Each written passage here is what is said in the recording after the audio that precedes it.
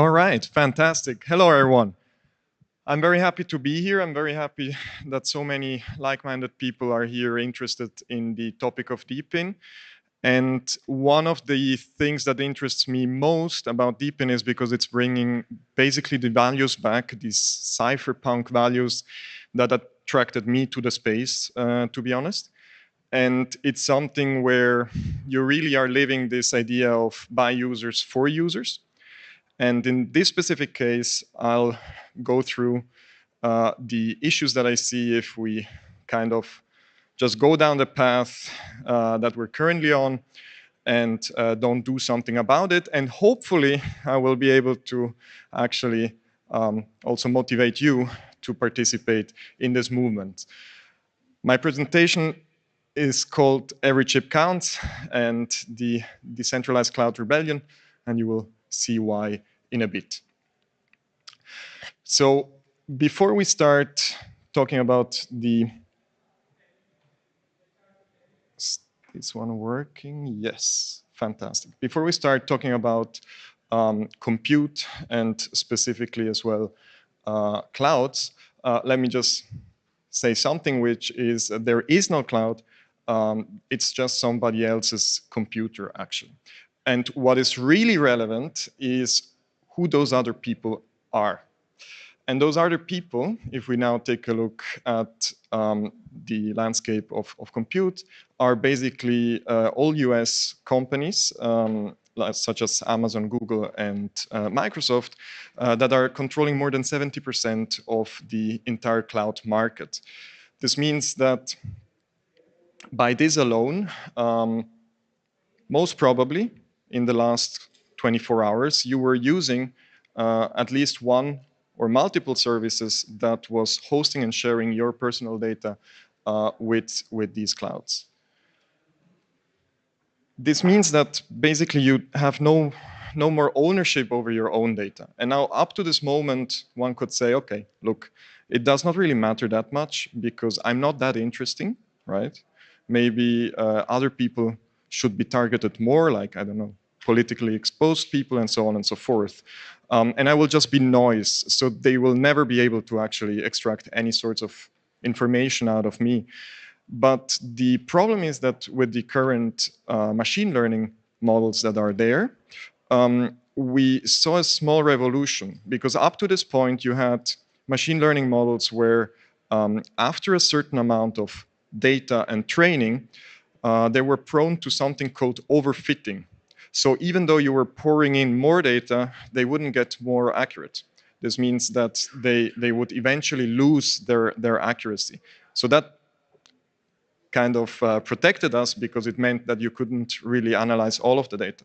Now with large language model, the game has changed, and we don't know if it is because we haven't reached that level yet, so that the model can just kind of absorb more data and still be useful, or maybe that model is not at all prone to this concept of overfitting.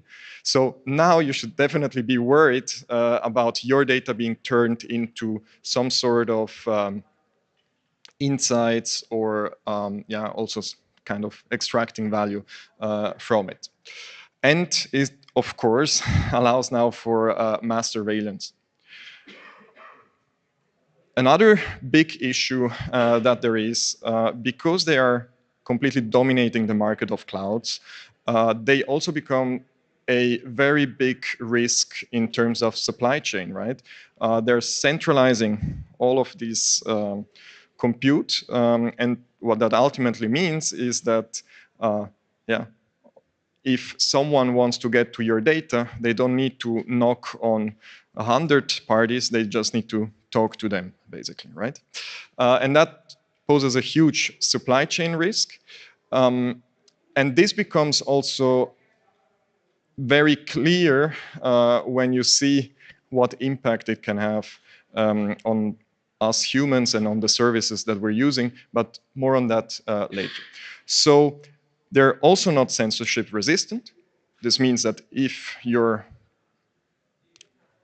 talking about something that maybe is against some beliefs of large governments, maybe that content will just be blocked entirely. So, in short, these clouds have grown to really global political actors, and they're able to shape the power balance, they're able to influence the conduct of statecrafts, and ultimately they're able to influence entire trajectories of nation states.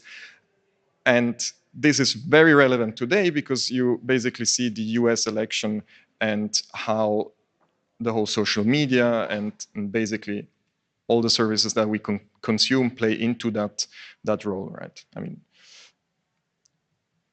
so an example of this, a very recent example of this supply chain risks is CrowdStrike, which actually was even not necessarily something that was targeted, not an attack where somebody malicious wanted to achieve something, but it had huge effect on the entire aviation industry, basically grounding thousands of planes, and also huge effects on a lot of hospital infrastructure, costing billions. But it showed you that basically a single person pushing an update can have such a huge impact because of this supply chain attack. And this was even the actual creator of that software, okay? Now, if we take a look, like we go one step back and we take a look at clouds, Google Cloud actually has a huge list of suppliers that also gets access to your data. When you have a GCP account, you see it here on the left-hand side, you will regularly receive these, hey, there has been updates on the third-party sub-processor list, basically stating this new company now gets full access over your data. So it's not just Google that has your data, but also this endless list. Usually I have a kind of video, which here is not running through, but like you can scroll for almost a minute over those sub-processors. So in short, the risks that we see is definitely loss of data ownership, loss of resilience, because it's heavily concentrated. If the entire Google Cloud becomes a target and it goes down, you will definitely be impacted by it in one way or another as a human, and whether you want it or not, right? You don't need to be a customer of them to feel that. And the risk of national security, these companies are all US-based. That means that there is a Patriot Act, and they are actually able to also influence and get access over all of that data. So where do we go from here? I think we need to solve two main problems. One of which is usually a service that becomes very popular starts with an idea of value that it wants to add, and it starts with the user in mind. However, the more popular this becomes, the more power is concentrated behind that service, the service is prone to something called enshittification. And what this means is that the user experience and the user value is no longer the thing that you're optimizing for, but maybe it is giving access to governments to that data, right? And now all of a sudden, the service actually becomes worse than it used to be before.